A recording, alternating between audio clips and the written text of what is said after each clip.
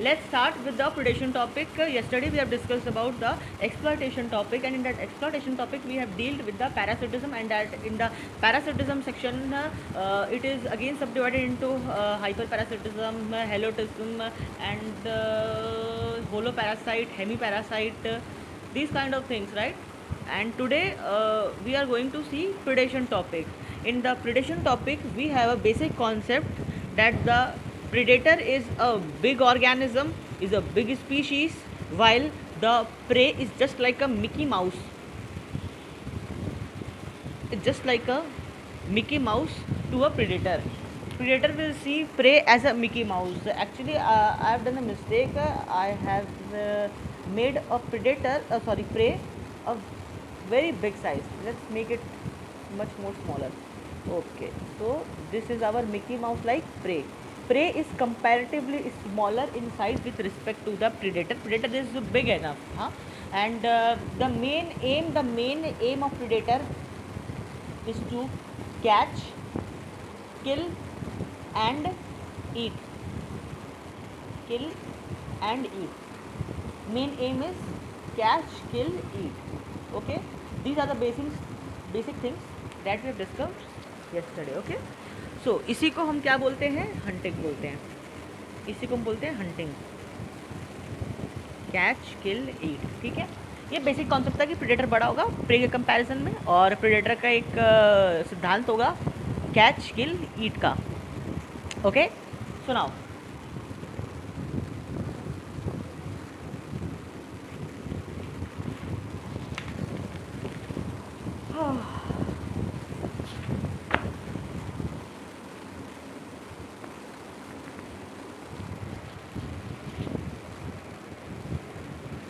सुनाओ, एग्जाम्पल से समझो. प्रेडेटर का अगर मैं तुमको एग्जाम्पल दूं तो प्रेडेटर के एग्जाम्पल में मैं जैसे कि लिखता हूँ इधर wolf, dog, shark. Sorry, shark नहीं, स्नेक ले लो. स्नेक ले लो, ऐसे शार्क ले सकते हो. ये जितने भी हैं ये सब क्या है? प्रेडेटर है. कौन कौन? शेक नहीं है, स्नेक है. ठीक है, स्नेक है, थोड़ा समझ लेना. ठीक है, ये शेक नहीं है, स्नेक है. बाद में बोला सर शेक क्या लिखाए थे, शेक कैसे प्रेडेटर होने लगा. तो एनीवेज, तो प्रेडेटर एग्जांपल क्या है? Wolf, dog, snake. पहले ना एनिमल्स को अच्छा, एक कंसेप्ट है. कंसेप्ट ये है कि पहले के ज़माने में प्रेडेटर उसको बोलते थे जो सिर्फ एनिमल को खाता है. पहले के ज़माने में जो एनिमल को खाता है उसको प्रेडेटर बोलते थे. फॉर एग्जांपल लायन ले लो, वुल्फ ले लो, डॉग ले लो, स्नेक ले लो. ये एनिमल, स्नेक खाता है, ऐसा बात नहीं है. ठीक है, ऐसा मत नहीं कि स्नेक इंसान को डसता है, क्या इंसान ऐसा नहीं है. ठीक है, सिर्फ इंसान को डसता है स्नेक. स्नेक जानवर भी खाता है. ठीक है, और तुम्हारा डॉग भी जानवर खाता है, वुल्फ जो है वो भी जानवर खाता है. तो ये सब जितने भी प्रेडेटर है. पुराना कॉन्सेप्ट ये था कि प्रेडेटर्स जो होते हैं वो एनिमल खाते हैं, बट आज के डेट में ये कंसेप्ट बदल चुका है. आज के डेट में हम प्लांट ईटर को भी हम प्रेडेटर में कंसिडर करते हैं. ठीक है, प्लांट ईटर को भी हम किस में कंसिडर करते हैं? प्रेडेटर में कंसिडर करते हैं. ठीक है, तो एग्जाम्पल के लिए अगर मैं तुमको बताऊं तो एग्जाम्पल इसमें आ जाएगा गोट एंड ग्रास. बकरी क्या करती है? क्या खाती है? घास को खा जाती है. तो ये जो है ना गोट, ये हो गई herbivore predator. Herbivore predator. Herbivorous मतलब वो लोग होते हैं जो घास फूस खाते हैं, उसको हर्बीवोरस कहते हैं, जो प्लांट कहते हैं. ठीक है, तो गोट क्या हो गई? ये भी प्रेडेटर है. मतलब सोचो इतना बड़ा दर्जा गोट को मिल रहा है प्रेडेटर का. प्रेडेटर का दर्जा छोटा मोटा नहीं होता. मैं तुमको कुछ देर में समझाऊंगा अभी क्यों प्रेडेटर एक बहुत बड़ी बात है. प्रेडेटर होना गर्व की बात है, प्रेडेटर होना. ठीक है, ऐसा बात नहीं है कि कुछ छोटा मोटा बात है प्रेडेटर होना. समझाऊंगा अभी कुछ देर में. एग्जाम्पल देता हूँ. ठीक है, जैसे कि सपोज करो तुम्हारे सर के ऊपर में ना स्पैरो मंडरा रही है. स्पैरो, ठीक है, स्पैरो क्या देखती है? ज़मीन पे सीड देखती है. ऊपर में स्पैरो आसमान से, हम लोग बोलते हैं ना स्पैरो का आंख बहुत तेज़ होता है, ईगल का आंख बहुत तेज़ होता है. तो ज़मीन पड़ा हुआ सीड को देख लेती है. तो जैसे कि देखो यहाँ पे दिखा रहा हूँ, बना के दिखा देता हूँ. ये मेरा ज़मीन है, ये ऊपर में स्पैरो है, ये इसका विंग है, ये इसका आँख है. ज़मीन पे क्या पड़ा हुआ था? सीड पड़ा हुआ था. ये इसको देख ली जाएगी, उसको कैच, उस सीड को मार देगी. अब तुम बोलोगे सीड में तो जान तो होता ही नहीं यार. कैसे नहीं होता यार? सीड में जान, सीड में एम्ब्रायो होता है कि नहीं होता है? इसलिए तो पढ़ा था प्लांट रिप्रोडक्शन. खाली ये पॉइंट बताने के लिए सीड में एम्ब्रायो होता है. तो सीड में सीड क्या करेगी? पकड़ेगी, उसको जान से मार देगी और खा जाएगी। दैट इज़ वाई स्पैरो जो है, स्पैरो ये भी क्या प्रेडेटर है, ठीक है। यानी sparrow eating seed is also known as predator, ठीक है। ये हर्बीवोर प्रेडेटर है, ठीक है। लेकिन यही स्पैरो सीड को ना खाके,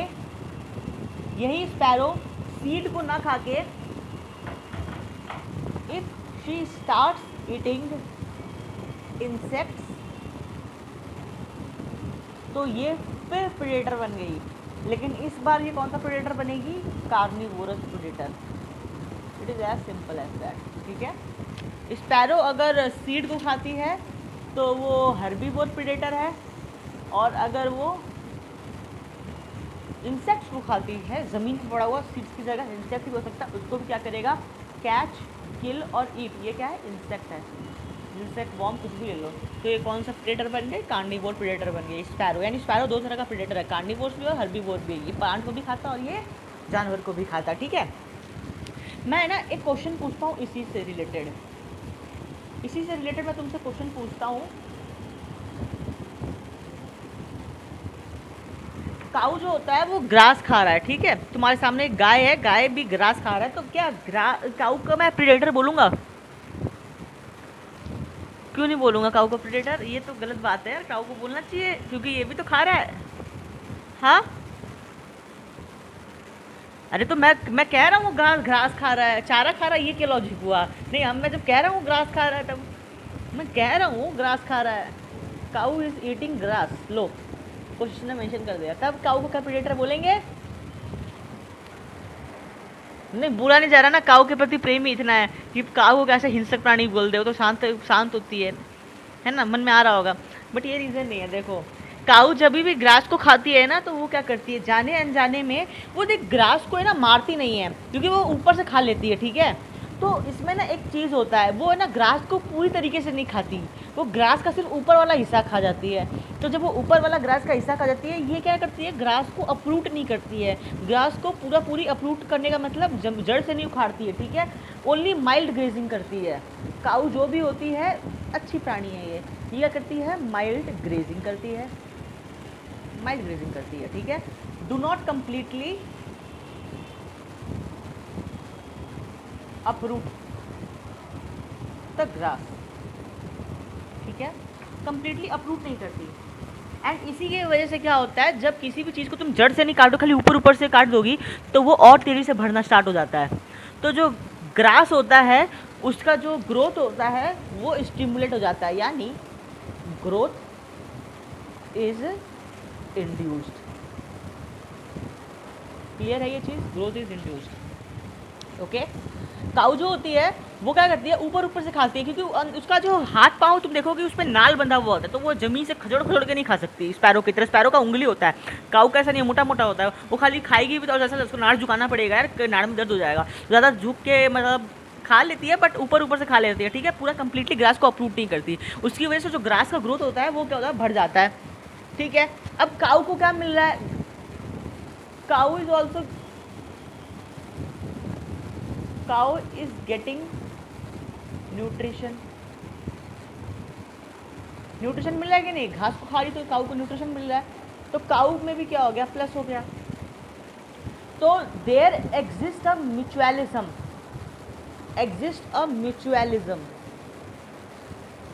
बिटवीन काऊ एंड ग्रास। और ये म्यूचुअलिज्म सोच के बताओ कैसा होगा।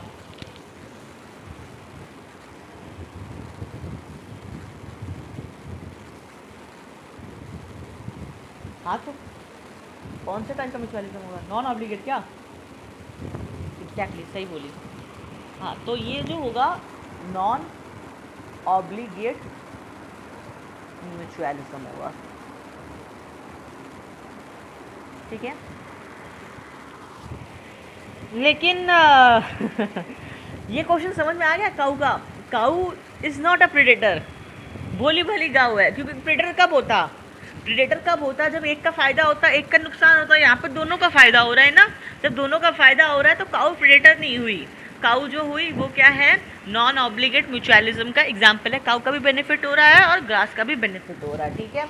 लेकिन मैं तुम्हारे सामने अब काऊ का एग्जाम्पल आया है तो इस ह्यूमन का भी एग्जाम्पल ले लेता हूँ। ह्यूमन के लिए मैं क्या ले रहा हूँ? ह्यूमन जो है बाइंग, पहला कंडीशन है बाइंग कैरेट। बाइंग कैरेट, एक सेकंड रुकना। हाँ,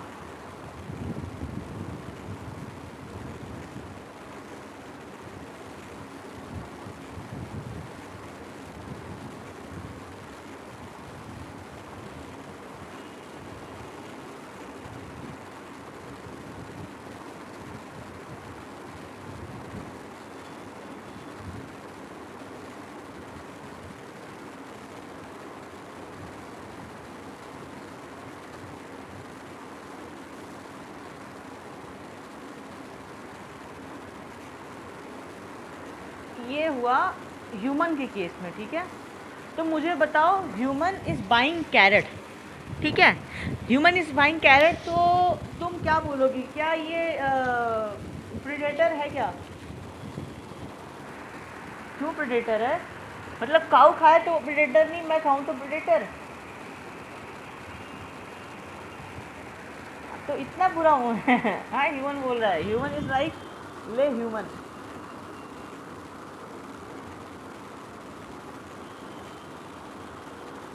नहीं यार, ह्यूमन कभी भी प्रेडेटर नहीं है, नॉट अ प्रेडेटर। क्यों नहीं है? इसका रीजन तो सुन लो, क्वेश्चन तो सुनो। क्या है? बाइंग कैरेट, ऑलरेडी डेड खरीद रहा है यार, और जो डेड को खरीदता है वो प्रेडेटर कैसे हो सकता है? तो ये तो कैच के लिए नहीं कर पाया, इसको मौका नहीं मिल रहा हंटिंग का, ये मरा हुआ खरीद रहा है। तो ये क्या होगा बताओ? ह्यूमन डिकम्पोजर है फिर। हाँ, तो हम लोग प्रेडेटर नहीं हुए ना, हम लोग खरीद रहे हैं बाइंग कैरेट। हम लोग बाजार से जाके खरीद रहे हैं, समुद्र से थोड़ी खरीद रहे हैं। हाँ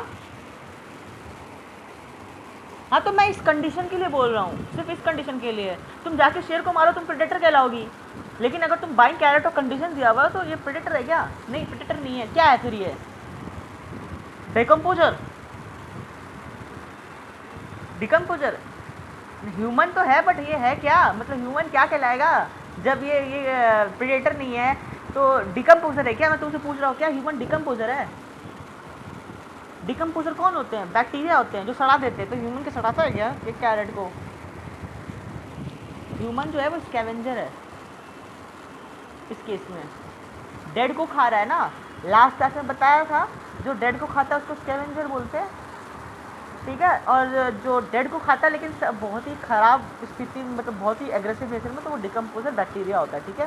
तो ह्यूमन क्या है? स्कैवेंजर हुआ इस केस में। ह्यूमन प्रेडेटर नहीं है अगर वो गाजर खरीद रहा है तो। लेकिन लेकिन लेकिन लेकिन फिर वही चीज़, human eating carrots in his her form. इसका फार्म है सलमान खान का, ये फार्म हाउस है। सलमान खान पूरा नाम लिखूंगा, पढ़ जाएंगे साइंस। सलमान खान का पूरा फार्म है, ठीक है। इसका फार्म हाउस है ना, जिससे जैकलिन को बुलाता है वो। तो सलमान खान का ये फार्म हाउस है। इस फार्म हाउस में सलमान खान अगर गाजर को खा रहा उखाड़ के, तो क्या हुआ? ये प्रेडेटर हुआ कि नहीं हुआ? तब प्रेडेटर है। सलमान खान है ही प्रेडेटर, सलमान खान इंसान ही गलत है। सलमान खान क्या है? प्रेडेटर है। नॉट सलमान खान, इंसान क्या है? प्रेडेटर, ठीक है। क्योंकि वो अपने फार्म से कैरेट को कैच, किल और फिर उधर ही कच्चा खा गया। हम लोग जाते हैं गांव देहात पे, अपना खेत में तो तुम लोग क्या करते हैं? अरे मूली लगा है, मूली को पकड़ते हैं खट से और खचड़ खचड़ खचड़ खा लेते हैं। तो बेचारे का आज उसको मार दिया हम लोग। एज ए एनवायरमेंटलिस्ट या एज ए सोशलिस्ट इंसान तुम सोचो, ह्यूमैनिस्ट सोचो, तुम एक कैरेट को मार रही हो, तुम एक उसको मारे तो तुम प्रेडेटर हुई, ठीक है। एक और चीज़ इसमें ये समझना है, पैरासाइट्स का इंपॉर्टेंस क्या होता है। देखो, पैरासाइट्स जो होते हैं ना, वो अपने होस्ट को कमज़ोर नहीं, बहुत ही कमज़ोर बनाने के लिए काफ़ी होते हैं, ताकि वो होस्ट वनरेबल हो जाए। वो होस्ट बहुत कमज़ोर हो जाता है, वनरेबल टू प्रेडेटर। समझ में आया ये चीज़? इतना कमज़ोर हो जाएगा कि ये प्रेडेटर से अपना जान बेचारा बचा नहीं पाएगा होस्ट, इसलिए होस्ट मारा जाएगा। होस्ट मारा जाएगा, ठीक है, होस्ट मारा जाएगा, क्योंकि parasites makes the host much more vulnerable to predator, ठीक है। It actually helps the predator to kill its prey, ठीक है। ये समझ में आया क्या ये चीज़? जैसे खरगोश है, खरगोश में एक ऐसा जानवर लग गया जो खरगोश को वो कर देता, क्या बोलते हैं, कमज़ोर करता, भाग नहीं पाता, तो इसलिए हम लोग बोलेंगे कि भैया प्रेडेटर जो पैरासाइट है वो खरगोश की मृत्यु का कारण बना, अकाल मृत्यु का कारण बना, ठीक है। चलो इसके बाद हम लोग देखते हैं importance of predator. Importance of predator,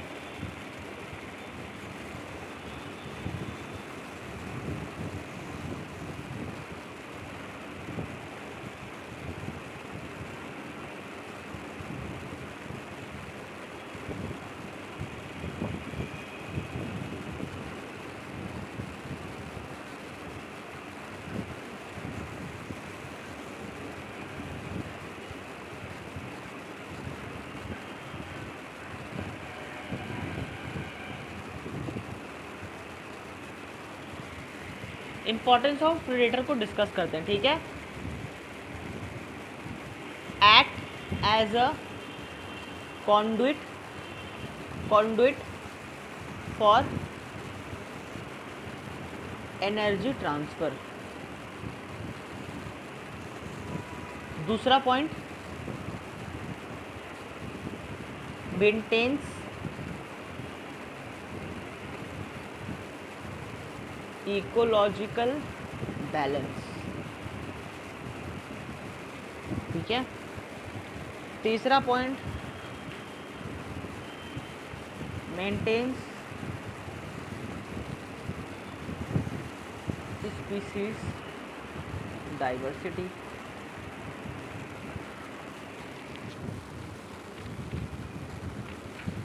ये 3 इंपॉर्टेंट पॉइंट है, इसमें मैं सब कुछ कवर कर दूंगा। तो ये 3 इंपॉर्टेंट पॉइंट है। पहला पॉइंट क्या है, act as a conduit for energy transfer, maintains ecological balance, and third is maintain the species diversity, ठीक है। अच्छा, पहला पॉइंट वापस समझते हैं, अक्रॉस द ट्रॉपिक लेवल्स और energy across the trophic levels समझाऊंगा ये क्या होता है, चिंता का बात नहीं है। Act as a conduit for energy transfer, importance of predator है, ठीक है। समझो चीज़ को, जंगल था, जंगल में भिन्न भिन्न प्रकार के प्राणी हैं, रैबिट है, लायन है, स्नेक है, वुल्फ है, ह्यूमन नहीं है जंगल में, जाहिर सी बात है, क्योंकि ह्यूमन होता तो फिर वो जंगल कहाँ रहता। Human is just like America, जंगल को भी मंगल कर दे, ठीक है। तो इसमें बहुत सारे जानवर हैं। तो जो लायन होता है, मैं कह रहा हूँ वो प्रेडेटर है। वो क्या करता है, छोटे छोटे ऑर्गेनिज्म को खाता रहता है, ठीक है। कभी रैबिट को खा लेगा, कभी हिरन को खा लेगा, तो कभी किसको खा लेगा। तो उससे क्या होता है ना कि एनर्जी का ट्रांसफ़र होता है। उससे क्या होता है, एनर्जी का ट्रांसफ़र होता है। कैसे एनर्जी का ट्रांसफ़र होता है, देखो ये है वर्म, ठीक है। इसको खाया, एक काम करो, रैबिट ले लो,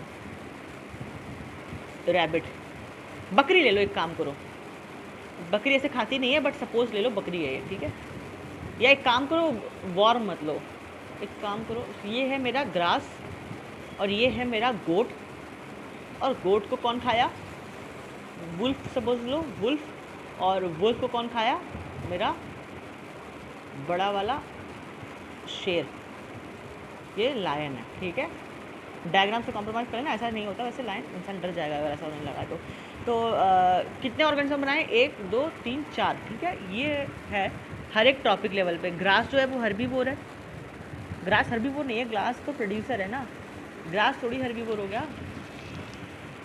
क्या वो अटक गया तुम्हारा, आवाज़ क्लियर है, ऑडियो वीडियो फाइन, मेरा आवाज़ अटक रहा है क्या?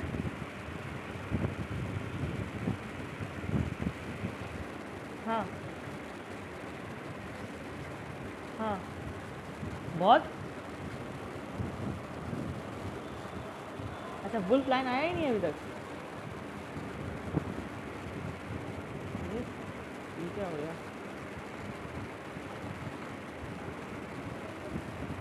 मेरी तरफ से तो पूरा मतलब क्लियर है, क्योंकि मेरे मोबाइल में चल रहा है वो चीज़, ठीक है। तो मेरे मोबाइल में आ चुका है ये ग्रास गोट वुल्फ लायन।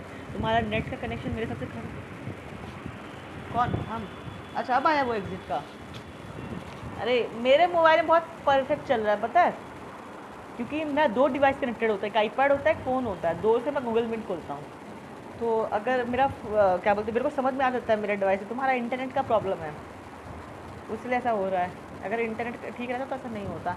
एनीवेज अभी आया ग्रास गोट वुल्फ लायन।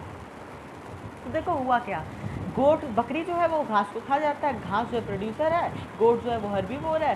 गोट को कौन खा जाता है? वुल्फ खा जाता है। वुल्फ को कौन खा जाता है? लायन खा जाता है। ये अलग अलग ट्रॉपिक लेवल्स है, मतलब एक इंसान दूसरे को खा रहा है, दूसरा तीसरे को खा रहा है, इस तरीके से बांटा हुआ है। तो ग्रास का जितना भी एनर्जी था वो किस में चला गया? गोट में चला गया। गोट का जो एनर्जी था वो किस में चला गया? वुल्फ में चला गया। और वुल्फ का जो एनर्जी था वो किस में चला गया? लायन में चला गया, ठीक है। अब ये लायन मर जाएगा अगर, तो इसका जितना भी बॉडी है वो कहाँ पे पड़ जाएगा? इसका बॉडी कहाँ पे गिर जाएगा? सॉइल में गिर जाएगा। सॉइल में गिर जाएगा तो सॉइल में जैसे इसका बॉडी गिरा तो थू करने के लिए बदमाश लोग आ गए। कौन है ये बदमाश? कौन थू करते हैं? ये थू करते हैं माइक्रोब्स, थू करते हैं माइक्रोब्स, भिन भिनाते हैं, ठीक है, मक्खी वक्खी है जो भी है। तो जितना भी एनर्जी है फिर इनमें चला जाएगा, ठीक है। या बॉडी डिकम्पोज होगा तो कुछ एनर्जी सॉइल से होते हुए ग्राउंड में चला जाएगा, ठीक है। तो ऐसे क्या होता है, मेरा ग्राउंड में अगर एनर्जी चला गया फिर ग्राउंड से एक नया प्लांट उगेगा। तो ऐसे करके मेंटेनेंस होते रहता है, ठीक है। ग्राउंड में एनर्जी चला, ग्राउंड में न्यूट्रिएंट चला गया ना, शेर के बॉडी में न्यूट्रिशन था ना, विटामिन था, मिनरल्स था, बहुत कुछ था शेर के बॉडी में, तो वो ग्राउंड में चला गया। ग्राउंड में जाने के बाद वहाँ पे प्लांट उग जाएगा, तो अल्टीमेटली वापस प्लांट में एनर्जी आ गया। तो एक एनर्जी साइकिल जो होता है वो चलते रहता है। क्या ऑडियो वीडियो क्लियर है? ऑडियो वीडियो फाइन, ठीक है।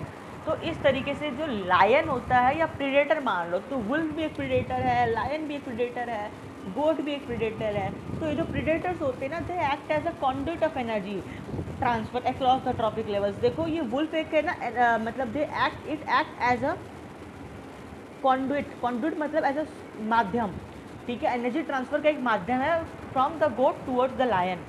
ये एनर्जी का ट्रांसफ़र कर रहा है from the goat towards the lion. समझ में आया ये चीज़? तो जो प्रीडेटर्स होते हैं, प्रीडेटर का इंपॉर्टेंस ये होता है कि प्रीडेटर क्या करते हैं, कुछ भी चीज़ को खा लेते हैं। जब वो कुछ भी चीज़ को खा लेते हैं, लेकिन वो ये भूल जाते हैं कि उनको खाने वाला भी बैठा है। मतलब मैं अगर कुछ भी चीज़ खा लूँगा, मगर मेरे को खाने वाला भी तो कोई बैठा है ना।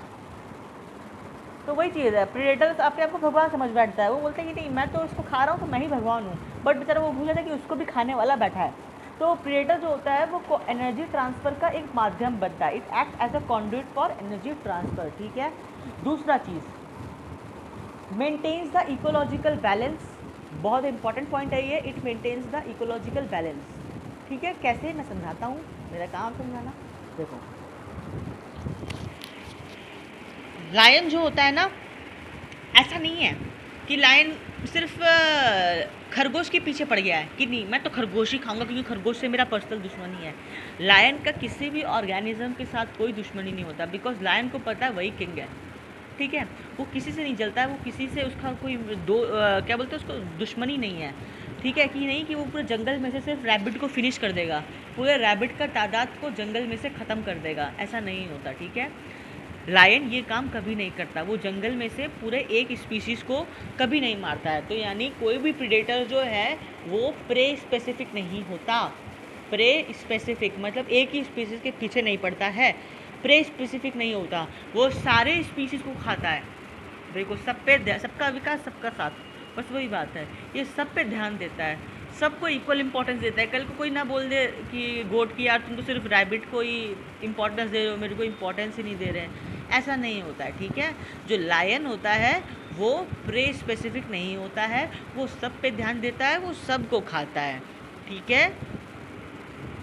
अरे तुम्हारा वीडियो नहीं आ रहा क्या? ठीक है, समझ में आ रहा है, कुछ लैग तो नहीं हो रहा है?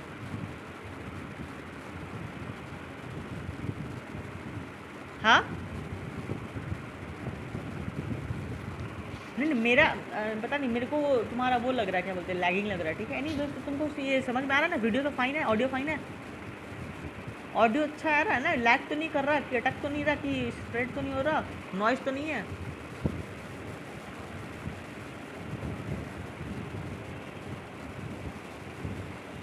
क्या बोल रही हो?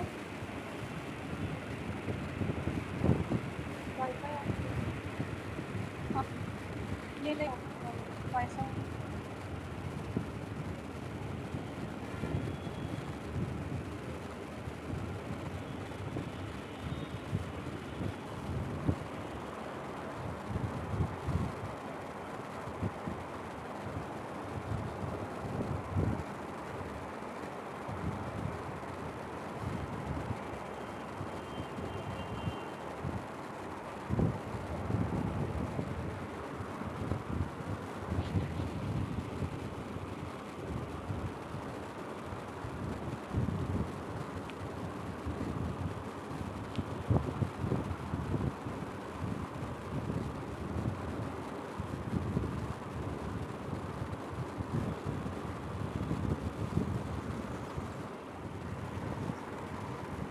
ये ठीक है। हाँ हाँ अभी ठीक है, अभी ठीक है। चलो देखो, तो है ना, जो हमारा लायन भाई साहब होते हैं वो ऐसा नहीं कि सिर्फ खरगोश के साथ दुश्मनी निकाल रहे, ठीक है। देखो अब मैं क्या करता हूँ तुम्हारे सामने एक ये 3 डायमेंशन जगह ले लेता हूँ।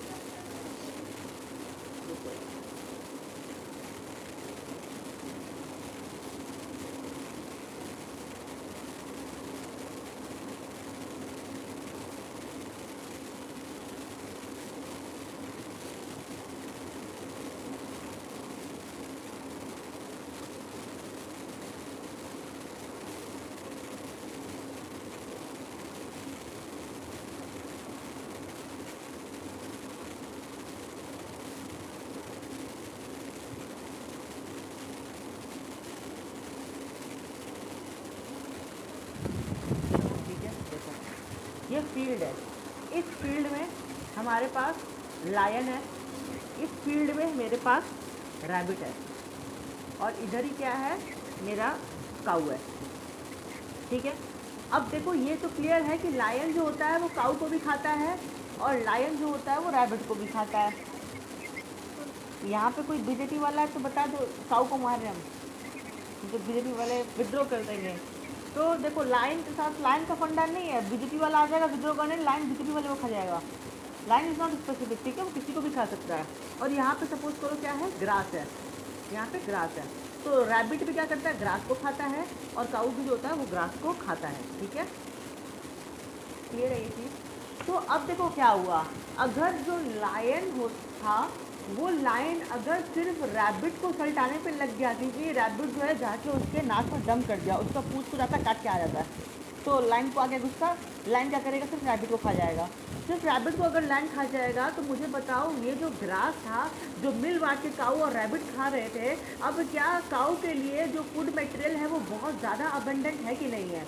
फूड मटेरियल जो है काऊ के लिए बहुत ज़्यादा अबंडेंट है, बहुत ज़्यादा खाना ही खाना है, मतलब ऐश ही ऐश है, उसको कोई चिंता ही नहीं है कि मेरे को लाइन खा जाएगा। तो वो धनाधन क्या करेगा, रिप्रोड्यूस करेगा, धनाधन पॉपुलेशन बढ़ाएगा, ठीक है, धनाधन पॉपुलेशन बढ़। इसीलिए क्या है ना, अगर लायन यानी जो मेरा प्रीडेटर है अगर वो सिर्फ एक ही स्पीसीज़ के लिए स्पेसिफिक हो जाए, सिर्फ एक ही स्पीसीज को खाने लगे, तो जंगल का बाकी जितना भी पॉपुलेशन होता है वो क्या हो जाता है, बढ़ने लगता है, जंगल का आबादी बढ़ने लगता है। इसीलिए इस आबादी को कंट्रोल करने के लिए शेर को सबको खाना पड़ता है, ये शेर की मजबूरी है, ये शेर का नेचर नहीं है, ये शेर की मजबूरी है। देखो कितना स्मार्ट है ये शेर, जंगल का राजा इसको इसीलिए बोलते हैं बिकॉज ये जंगल का तादाद को मेंटेन रखता है, ये सारे स्पीसीज को खाता है, क्योंकि अगर किसी एक स्पीसीज को खा जाएगा तो बाकी जितना भी स्पीसीज है सबका नंबर एक्सपोनेंशियली बढ़ने लगेगा, तो सारे स्पीसीज का जो नंबर है उसको ये कंट्रोल करके रखता है, ठीक है। तो इसीलिए जो लायन होता है, lion maintains ecological balance, maintains ecological balance. क्या क्लियर हुआ ये पॉइंट, इकोलॉजिकल बैलेंस वाला? It is not prey specific, lion is not prey specific, वो सबको खाता है, ठीक है, वो रैबिट को भी चबाएगा तो वो काऊ को भी चबाएगा, ठीक है। ये मत बोलते थे लायन जो है वो ग्रास को भी चबाएगा, लायन ग्रास नहीं खाता, ठीक है, लायन इज नॉट हर्बीवोरस।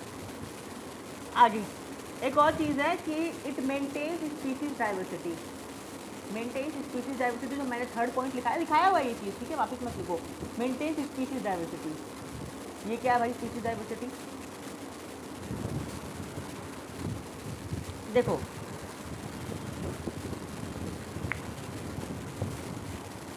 लिख ली?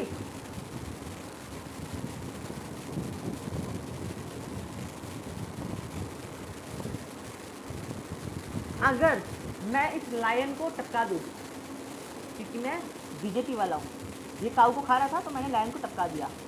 जब लायन को मैंने टपका दिया तो क्या होगा, काऊ का नंबर बढ़ने लगेगा और रैबिट का नंबर भी बढ़ने लगेगा, क्योंकि उनको खाने वाला तो कोई बचा ही नहीं। इनका नंबर भयंकर लेवल में बढ़ने लगेगा। जब जितना भी स्पीशीज़ है उनका नंबर बढ़ने लगेगा तो उनके बीच में होगा इंटर स्पीशीज़ कॉम्पिटिशन। ठीक है, इंटर स्पेसिफिक कॉम्पिटिशन होगा, मतलब दो स्पीशीज़ के बीच में कॉम्पिटिशन होगा, या 2 क्या 10 स्पीशीज़ होगा तो सबके बीच में कॉम्पिटिशन होने लगेगा। बिकॉज जब लायन था वो सबका तादाद को कंट्रोल करके रखा था। अभी लायन मर गया तो रैबिट का नंबर भी बढ़ेगा, काऊ का नंबर बढ़ेगा, और जितना भी स्पीशीज़ सबका नंबर बढ़ेगा। सब जो होता है एक कॉमन, जो मेरा डेली सप्लीमेंट है, डेली डाइट है, उसके लिए सब लड़ाई करेगा कि नहीं करेगा? फूड शेल्टर की लड़ाई करेगा, क्योंकि नंबर बढ़ जाएगा एक आइलैंड पे। जाहिर सी बात है ना, ऑर्गेनिज्म तो हिंसक होते ही है। वो क्या करेंगे? लड़ाई करेंगे, जगह के लिए, खाने के लिए, पीने के लिए, छोटा छोटा बात पे क्या करेंगे? लड़ाई करेंगे इंसान की तरह। ठीक है, इंसान का नेचर, कॉम्पिटिशन बढ़ने लगेगा। ठीक है, कॉम्पिटिशन बढ़ने लगेगा तो अल्टीमेटली एक ऐसा टाइम आएगा जितना भी मेरा रिसोर्सेज है सब खत्म हो जाएगा और मेरा काऊ रैबिट सब मर जाएगा, या कुछ तो काऊ रैबिट को मार देगा, कुछ रैबिट काऊ को मार देगा। ठीक है, काऊ रैबिट को मार देगा, रैबिट काऊ को मार देगा, क्योंकि कंपटीशन इतना ज़्यादा है ना। सपोज आज के एग्जांपल जो है बेस्ट एग्जांपल है, रिजर्व जो है खत्म होते जा रहे हैं, कंपटीशन बढ़ते जा रहा है। देखिए 2 लोग में 1 किलो चावल की लड़ाई हो गया, 2 किलो चावल की लड़ाई हो गया, किसी का माथा खुद लेकर आपको छोड़ दिया तो लड़ाई झगड़ा हो जाएगा, बहुत ज़्यादा लड़ाई झगड़ा हो जाएगा काऊ और रैबिट में भी, वो भी इंसान की तरह ही है ना। तो इसीलिए क्या होगा, पूरा जंगल तहस नहस हो जाएगा, जंगल में सारे प्राणी मर जाएंगे, सारे ऑर्गेनिज्म खत्म हो जाएंगे, ये डिजास्टर हो जाएगा। ठीक है, क्या समझ में आ गया क्या ये चीज़? ठीक है, तो इसीलिए ये क्या करता है, स्पीशीज़ के डाइवर्सिटी को मेंटेन करता है। मेंटेन स्पीशीज़ के डाइवर्सिटी मतलब ये होता है कितने तरह के स्पीशीज़ है मेरे पास। क्योंकि अगर सपोज करो मैंने लायन को ही टपका दिया तो भिन्न भिन्न प्रकार के स्पीशीज़ जितने भी थे मेरे जंगल में, मान लो 20 तरह के स्पीशीज़ रहते थे, वो सब क्या हो जाएंगे? ख़त्म हो जाएंगे, सब तबाह हो जाएंगे। तो इसका काम क्या होता है, स्पीशीज़ का जो डाइवर्सिटी होता है उसको भी मेंटेन करना। डाइवर्सिटी मतलब कितने टाइप ऑफ स्पीशीज़ है, टाइप ऑफ स्पीशीज़। ठीक है, तो इनको भी ये क्या करता है? मेंटेन करता है। तो इकोलॉजिकल बैलेंस तो लाता है, ये सबका नंबर को कंट्रोल करके रखता है। और स्पीशीज़ कितने, मेरा समझ में आ रहा है, हर एक स्पीशीज़ में अगर 10 लोग हैं, हर एक स्पीशीज़ में 10 लोग हैं, यानी ह्यूमन के 10 लोग, कॉकरोच के 10 लोग, लायन के 10 लोग, काऊ के 10 लोग, रैबिट के 10 लोग, तो ये जो हो गया इसका नंबर को मेंटेन रखना है 10 का 10, that is called ecological balance. अब कितना नंबर टाइप ऑफ स्पीशीज उसको मेंटेन करना, इसका मतलब होता है स्पीशीज डाइवर्सिटी। मतलब काऊ, रैबिट, लायन, वुल्फ, ह्यूमन, जितना भी सबका स्पीशीज का जो नंबर है उसको मेंटेन करना। समझ में आया? हर एक स्पीशीज में कितने इंडिविजुअल है उसको मेंटेन करना, मतलब इकोलॉजिकल बैलेंस। क्या क्लियर है ये चीज़? समझ में आया ये चीज़? तो ये जो लाइन है वो क्या मेंटेन कर, लाइन का इंसान जो प्रीडेटर है वो स्पीशीज, मतलब देखो इतना चालाक होता है ये, एक तो एनर्जी का ट्रांसफर करता है, देखो जंगल को चला रहा है पूरा, क्योंकि अगर लायन नहीं रहेगा, प्रीडेटर नहीं रहेगा तो वो जंगल खत्म हो जाएगा।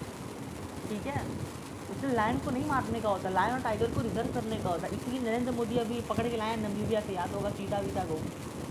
तो अब तुम बोलोगे तो हम तो एंटी मोदी, हर बात नरेंद्र मोदी को ले आते हैं, तो भाई यही बात है, देखो कितना सोचते हैं वो, उनको भी पता ये चीज़, पता है, ये पता होना चाहिए ये चीज़। लायन को कभी नहीं मारा जाता है, इसलिए लायन का हम लोग प्रिजर्वेशन करते हैं, टाइगर का इसलिए नहीं करते क्योंकि हम लोग को देखने में अच्छा लग रहा है, इसलिए कभी प्रिजर्व नहीं करते लायन को और टाइगर को, क्योंकि हम लोग को अच्छा लग रहा है, हम लोग को रॉयल्टी वाली फीलिंग आ रही है, इसलिए कभी नहीं करते। करना जरूरी है, नहीं तो जंगल बर्बाद हो जाएगा अगर लायन खत्म हो जाए। ग्लोबल वार्मिंग से लायन मर रहा है यार, जंगल तहस तहस हो रहा है, हम लोग चाहते हैं कि जंगल में सारे स्पीशीज मर जाएँ, ताकि ग्रास उगाएंगे, खाना पीना उगाएंगे और मस्ती से राज करेंगे। लेकिन नॉनवेज वाले लोग का दिक्कत हो जाएगा ना, काऊ रैबिट कम मर जाएंगे। अब डिकम्पोजर तो है नहीं कि बैठे सड़ा हुआ माल खा रहे हैं, उनको तो ताज़ा चाहिए, वो भी तो प्रेडेटर बनने का मौका खोजते ही हैं। एनीवेज, ठीक है, ये तो हुआ, it maintains the species diversity and उनका कभी भी, देखते हैं एक्सटिंक्शन वर्ड को समझते हैं, पहले एनसीईआरटी खोलते हैं। एनसीईआरटी खोलो खोलो खोलो खोलो खोलो, एनसीईआरटी खोलो खोलो खोलो खोलो खोलो खोलो, ये ना इनको इसी में तो ऑपरेशनल पर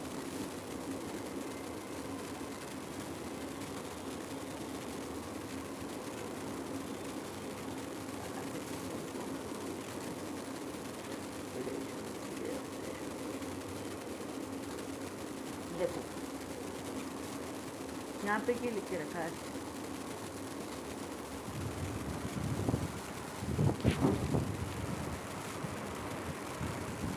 देखो लाइन पढ़ो क्या लिख के रखा है कि you can think of predation as a nature's way of transferring the energy to higher trophic levels. Higher trophic level समझ में आ रहा है? ये इकोलॉजी में पढ़ते ट्रॉपिक लेवल्स मतलब सबसे लोएस्ट ट्रॉपिक लेवल पे कौन है? प्लांट्स है। उसके ऊपर कौन है? बकरी है। उसके ऊपर कौन है?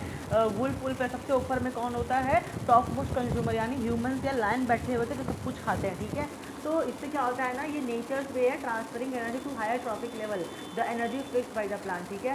When we think of predator and prey most probably it is the tiger and the deer. मतलब सलमान खान और डियर, ब्लैक बक और सलमान खान से टाइगर ना, probably it is a tiger and deer that readily comes to our mouth, but a sparrow eating any seed is no less the predator। क्या ये line clear है?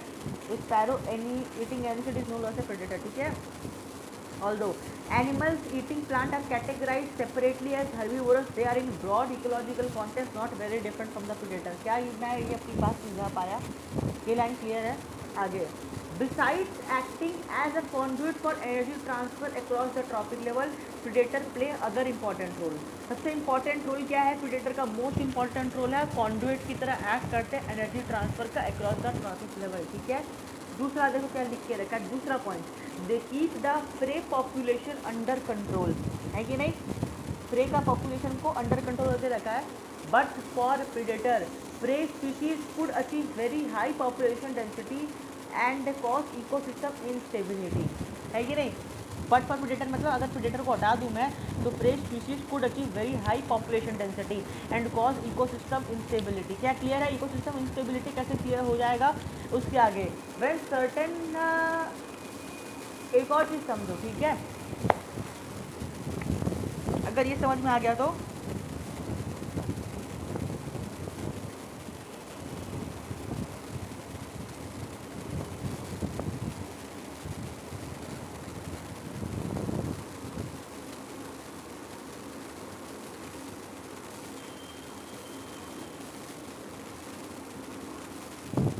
Cactus का example दे रहा है ना,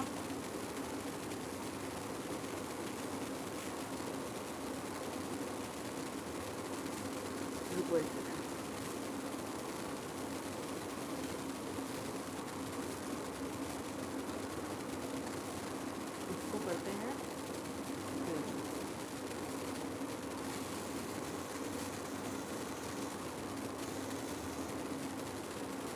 और यहाँ पे करते हैं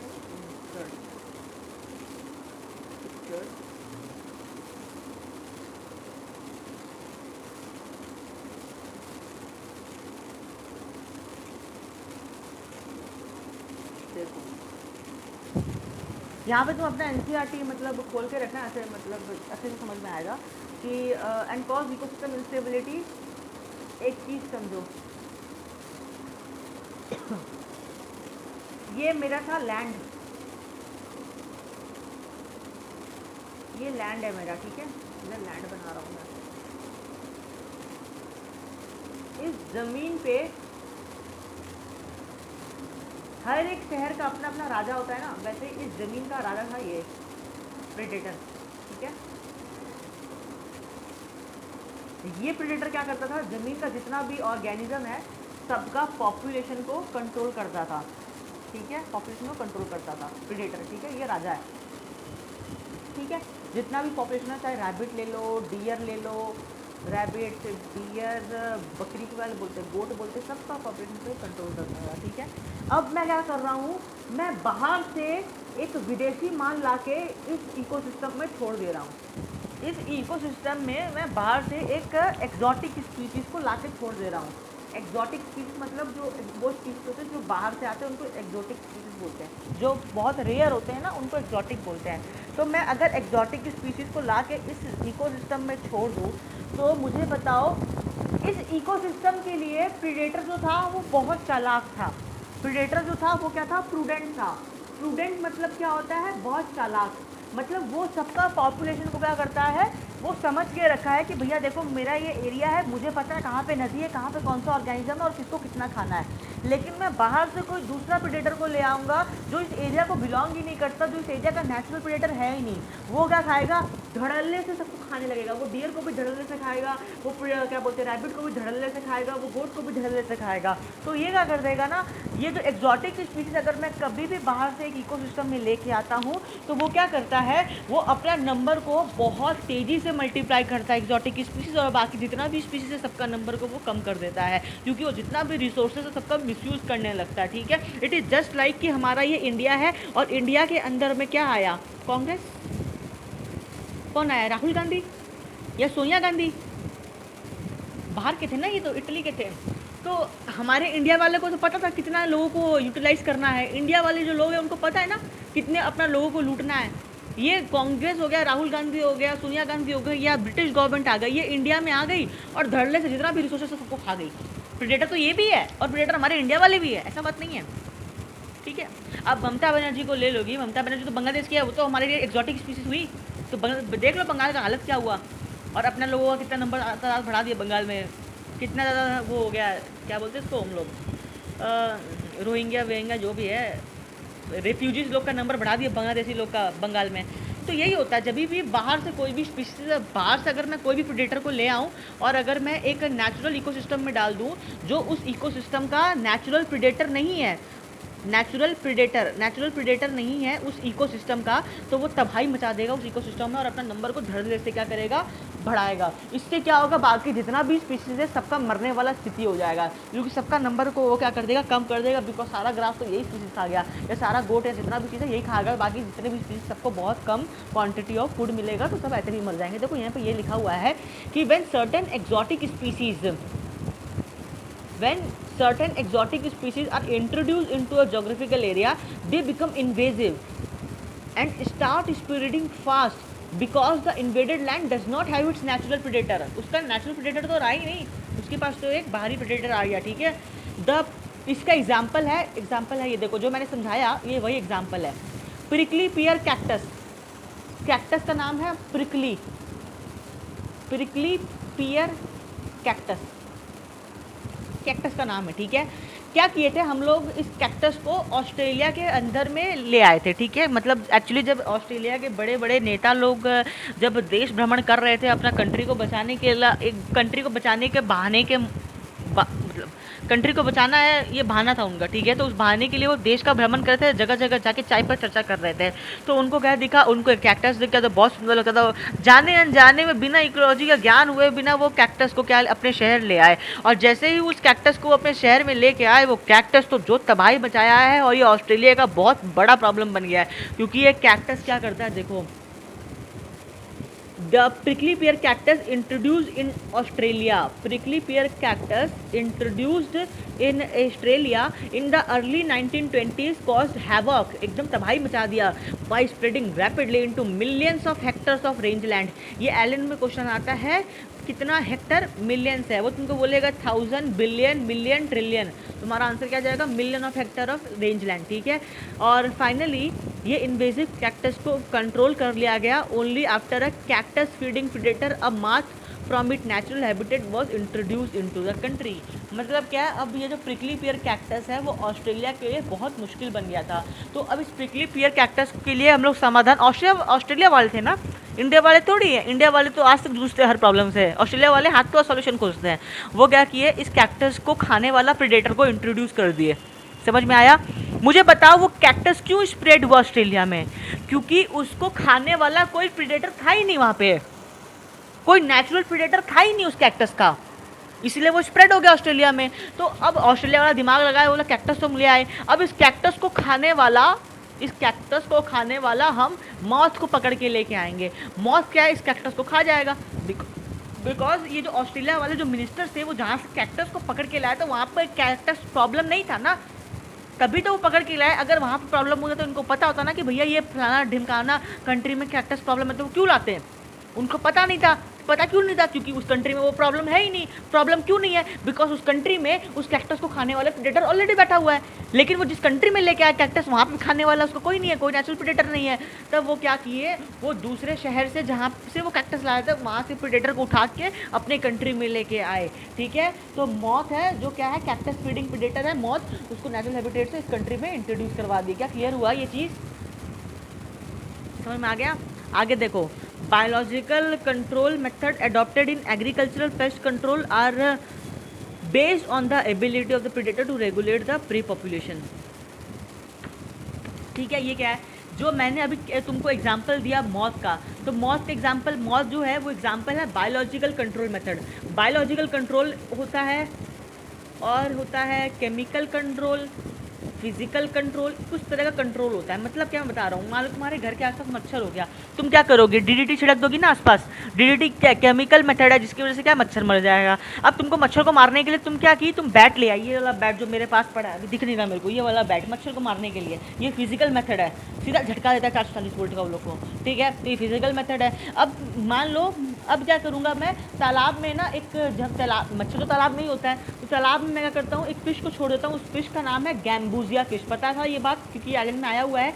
गैम्बूजिया फिश को अगर मैं तालाब में छोड़ दूंगा तो ये गैम्बूजिया फिश, GAMBUSIA, ये गैम्बूजिया फिश क्या करता है, मच्छर का लार्वा को खा जाता है, क्योंकि मच्छर अपना लार्वा को पानी में देता है। तो गैम्बूजिया फिश क्या हुआ, ये एक बायोलॉजिकल कंट्रोल मेथड हुआ। मतलब हम लोग बायोलॉजिकली कोई स्पीशीज से दूसरे स्पीशीज को कंट्रोल कर रहे हैं। तो ठीक है, तो ये जो बायोलॉजिकल कंट्रोल मेथड है, ये किस पे बेस्ड है, किस कॉन्सेप्ट पे बेस्ड है, प्रेडेटर का कॉन्सेप्ट पे बेस्ड है। बिकॉज ये दूसरे स्पीशीज को अपना खाना बना लेता है और इसका फायदा हो जाता है, दूसरा स्पीशीज का नुकसान हो जाता है। ठीक है, तो ये जो प्रेडेटर का कॉन्सेप्ट लिखा हुआ है कि बायोलॉजिकल कंट्रोल मेथड जो होता है, जो हम लोग एग्रीकल्चरल पेस्ट कंट्रोल में हम लोग इस्तेमाल करते हैं, वो बेस्ड होता है ability of the predator to regulate the prey population.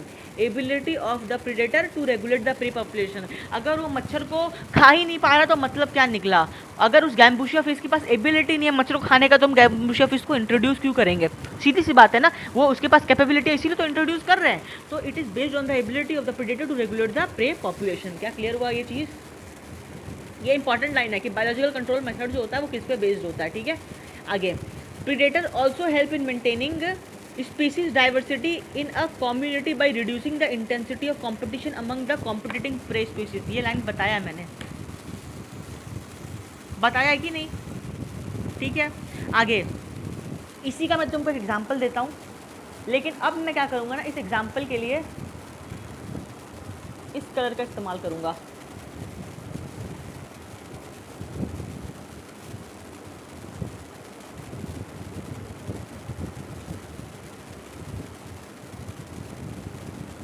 देखो, ये ब्लू कलर से क्यों बनाया, क्योंकि ये है ओशन, ओशन।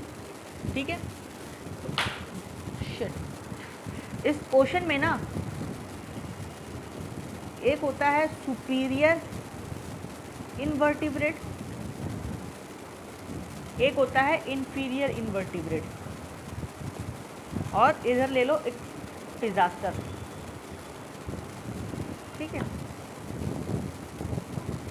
देखो समझाता हूँ क्या है इसका मतलब।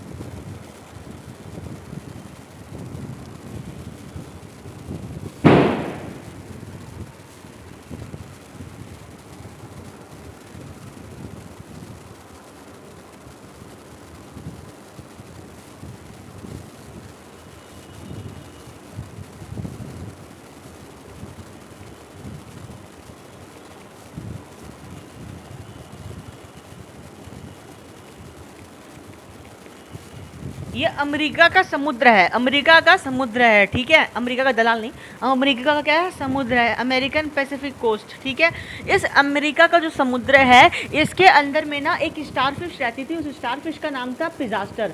उस स्टारफिश का नाम क्या था, पिजास्टर था, जो प्रेडेटर थी। ठीक है, वो ये जो इनवर्टिब्रेट है ना, सुपीरियर इनवर्टिब्रेट और इंफीरियर इनवर्टिब्रेट, दो तरह के इनवर्टिब्रेट मतलब तो समझती होगी, वर्टिब्रेट इनवर्टिब्रेट्स होता है। तो एक सुपीरियर वेराइटी का था, एक इंफीरियर वेराइटी का था। वो जो प्रेडेटर है वो दोनों का भक्षण करती थी, वो दोनों को खा जाती थी, ठीक है। हमने एक फील्ड एक्सपेरिमेंट में, हमने लेबोरेटरी एक्सपेरिमेंट में क्या किया, उस एक पर्टिकुलर जगह में से हमने पिजास्टर को हटा दिया, जैसे ही हमने पिजास्टर को हटाया तो हमको ये देखने को मिला कि जो सुपीरियर इन्वर्टिब्रेट है, क्योंकि वो सुपीरियर है, वो इन्फीरियर इन्वर्टिब्रेट को खच खच खच खच मार देते थे। या वो मान लो ये खाना है, ठीक है, तो सुपीरियर है ना, तो सुपीरियर क्या करता है, खाना को खा जाता है बहुत एफिशिएंटली, इन्फीरियर वाले को खाने नहीं मिलता था, तो इन्फीरियर वर्टिब्रेट का नंबर जो है ड्रास्टिकली खत्म हो गया और ड्रास्टिकली 0 तक पहुंच गया। तो मतलब क्या है, in the absence of the natural predator of any geographical area, उसका जो सुपीरियर वैरायटी होता है वो इन्फीरियर वैरायटी पर डोमिनेट कर जाता है। क्या ये पॉइंट क्लियर है? ठीक है, देखो यही लिखा हुआ है कि ये इसीलिए हम लोग को पता है प्रीडेटर ज़रूरी होता है, क्योंकि प्रीडेटर नहीं रहेगा ना तो सुपीरियर इन्वर्टिब्रेट इन्फीरियर इन्वर्टिब्रेट को खत्म कर देगा। अगर एक समुद्र में इन्फीरियर इन्वर्टिब्रेट नहीं रहा तो इकोलॉजिकल बैलेंस डैमेज हुआ कि नहीं हुआ? हो गया ना डैमेज। तो रॉकी इंटरटाइडल कम्युनिटीज़ लिखा हुआ है, रॉकी इंटरटाइडल कम्युनिटीज़ में अमेरिकन पैसिफिक कोस्ट का starfish Pisaster is important predator. Field experiment में जब सारे स्टारफिश को रिमूव कर दिया गया एक इनक्लोज इंटरटाइडल एरिया से, तो मोर देन 10 स्पीसीज जो थे इन्वर्टिब्रेट के वो एक्सटिंक्ट हो गए एक ही साल के अंदर में, because of inter specific competition. 2 species के बीच में कॉम्पिटिशन हुआ, सुपीरियर और इन्फीरियर इन्वर्टिब्रेट, उनमें कॉम्पिटिशन की वजह से 10 से ज़्यादा स्पीसीज जो थे वो गायब हो चुके। इन्फीरियर इन्वर्टिब्रेट समझ में आया, जो सुपीरियर वाला था वही बचा। तो इससे क्या होगा, बाकी सबका पॉपुलेशन खत्म होने गया और वो इनक्लोज इंटरटाइडल एरिया था, मतलब वो हमारे संरक्षण में था, वो कंटिन्यूस मॉनिटरिंग में था, क्योंकि हम लोग को एक्सपेरिमेंट करना था। ठीक है, समझ में आ गया? क्या क्लियर है ये चीज़? प्रेडेटर का इंपॉर्टेंस समझ में आ रहा है? Predator act as a conduct for energy transfer, maintain the ecological balance and maintain the species diversity. Species diversity को कैसे मेंटेन करता है? वो सारे स्पीसीज के नंबर, जो जितने भी टाइप के स्पीसीज है उसको मेंटेन रखता है। अगर मैं प्रेडेटर को हटा दूँ तो कोई एक पर्टिकुलर स्पीसीज का नंबर बहुत तेजी से बढ़ जाएगा और बाकी सबका स्पीसीज का नंबर तेजी से घट जाएगा, और क्या हो जाएगा, इकोलॉजिकल इंस्टेबिलिटी हो जाएगा। ठीक है, अच्छा एक और तुम्हारे मन में क्वेश्चन आ सकता है कि अगर प्रेडेटर बहुत चालाक हो जाए, if a predator is too efficient and over exploit its prey, अगर वो अपने प्रे को ओवर एक्सप्लॉइट कर दे, मतलब ज़्यादा से ज़्यादा, ज़रूर से ज़्यादा खा ले, तो जो प्रे होता है वो एक्सटिंक्ट हो जाता है। एंड फॉलोइंग इट, अगर प्रे ही एक्सटिंक्ट हो गया तो मुझे बताना, जब तुमने ज़्यादा खाना खा लिया, अब तुम्हारे जंगल में खाना ही नहीं बचा, तो एट द एंड वो शेर भी तो मर जाएगा। अगर सारा रैबिट को खा गया, सारा काऊ को खा गया, तो ओवर एक्सप्लॉइटेशन से जो प्रेडेटर है वो खुद भी तो मर जाएगा ना। The predator will also become extinct. समझ में आ गया क्या? For the lack of food, this is the reason why predator is nature are prudent. इसीलिए प्रेडेटर जो होते हैं वो प्रूडेंट होते हैं। प्रूडेंट होते हैं मतलब क्या? चालाक होते हैं। वो अपना प्रे को ओवर एक्सप्लॉइट कभी नहीं करते। वो नरेंद्र मोदी गवर्नमेंट नहीं है, वो सोनिया गांधी गवर्नमेंट नहीं है, वो ममता बनर्जी का गवर्नमेंट नहीं है। ठीक है, ओवर एक्सप्लॉइटेशन नहीं करते, वो बहुत चालाक होते हैं। प्रे स्पीसीज जो होते हैं। अच्छा, अब क्या हुआ, प्रेडेटर का काम क्या है? प्रे को खाना। अब प्रे का काम क्या है? ऐसा थोड़ी है कि चलो आ जाओ, कोई बात नहीं, लो लूट लो मेरी इज्जत। प्रे थोड़ी बोलेगा मेरी इज्जत लूट लो, आ जाओ मेरे को खा लो, ऐसा नहीं है ना। प्रे भी तो कुछ डिफेंस मैकेनिज्म अपनाएगा अपने प्रेडेटर से बचने के लिए, ये तो नॉर्मल सा बात है। जो प्रे स्पीसीज होता है evolved various defences to lessen the impact of predation. वो प्रेडेशन का जो इम्पैक्ट होता है उसको बहुत कम कर सकते हैं। ठीक है, वो अपने अंदर मतलब उसको लाके, इवॉल्वमेंट लाके। ठीक है, क्या क्लियर है ये चीज़? देखो क्या लिखा हुआ है, some species of insects and frogs are cryptically coloured to avoid being detected easily by the predator. अपने प्रेडेटर से बचने के लिए वो लोग क्या कर गए? कैमोफ्लेग कर गए। कैमोफ्लेग मतलब क्या होता है? अपने स्किन का कलर को चेंज करना। गिरगिट एग्जाम्पल है, गिरगिट अपना स्किन को कलर को चेंज कर लेता है ताकि वो अपना नेचुरल प्रेडेटर से बच सके, तो प्रेडेटर्स को खा नहीं सके। ठीक है, तो इसीलिए ऐसा कुछ नेचुरल मैकेनिज्म होता है जिससे वो प्रेडेटर की नज़र से बच जाता है। तो they evolve various defence mechanism to lessen the impact of predation. ऐसा थोड़ी है कि प्रेडेशन एकदम ही खत्म हो जाएगा कैमोफ्लेज करने से, कभी ना कभी तो पकड़ाई में आएगा ही, कब तक बच के भागेगा ये। तो some species of insects and frogs are cryptically coloured, camouflage हो जाता है to avoid being detected easily by the predator. ठीक है, और कुछ कुछ तो ऐसे होते हैं पॉइजनस बन जाते हैं एंड देयरफॉर प्रेडेटर को खुद ही अवॉइड कर देता है कि नहीं भाई छोड़ दे, कोई बात नहीं, आज तुम गुस्सा है लो। मतलब इट इज जस्ट लाइक कि हस्बैंड और बीवी है, आज बीवी गुस्सा है तो हस्बैंड खुद ही दूर से माफ़ी मांग लेगा बीवी का कुछ कहने से पहले कि पहले ही माफ़ कर दो भाई हमको, ताकि फर्दर डैमेज ना हो। तो some are poisonous and therefore avoided by the predator. ठीक है, एग्जाम्पल देखो क्या है, एग्जाम्पल है द मोनार्क बटरफ्लाई। वो हाईली डिजास्टरफुल है अपने प्रीडेटर के लिए because of specific chemical present in its body.